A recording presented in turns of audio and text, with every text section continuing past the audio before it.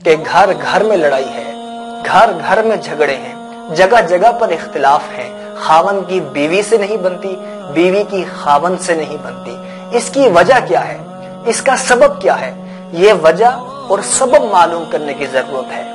असल बात यह है कि हमने अपना मेयार बदल लिया है, हमारा मेयार गलत हो गया है। जब तक हमारा मेयार दुरुस्त नहीं होगा उस वक्त तक हम अपने फैसले दुरुस्त नहीं कर सकते, उस वक्त तक हम अपने घरों की लड़ाई खत्म नहीं कर सकते, उस वक्त तक खावन बीवी के झगड़े खत्म नहीं हो सकते।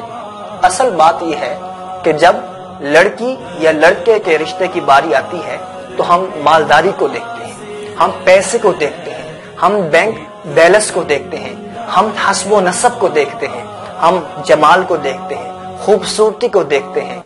हालांकि इस मकाम पर, इस जगह पर हमें दीनदारी को देखने की जरूरत थी, हमें अखलाक को देखने की जरूरत थी, हमें किरदार देखने की जरूरत थी, हमें आमाल देखने की जरूरत थी, हमें सीरत देखने की जरूरत थी।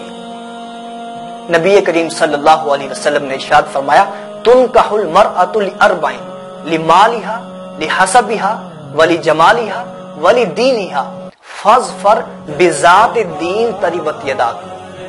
कि औरत से शादी या तो मालदारी की वजह से की जाती है, या हस्बो नसब की वजह से की जाती है, या हुस्नो जमाल की वजह से की जाती है, या फिर दीनदारी की वजह से की जाती है। नबी करीम सल्लल्लाहु अलैहि वसल्लम ने इरशाद फरमाया, जब रिश्ते करने की बारी आए तो फिर आपने दीनदारी को देखना है, आपने सीरत को देखना है, आपने अखलाक को देखना है, आपने किरदार को देखना है।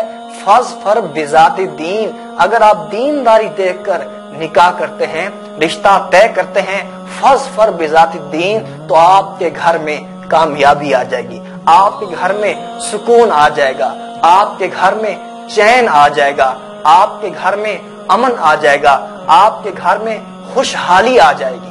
आज हमें अपने मुआशरे के मेयार को दुरुस्त करने की जरूरत है।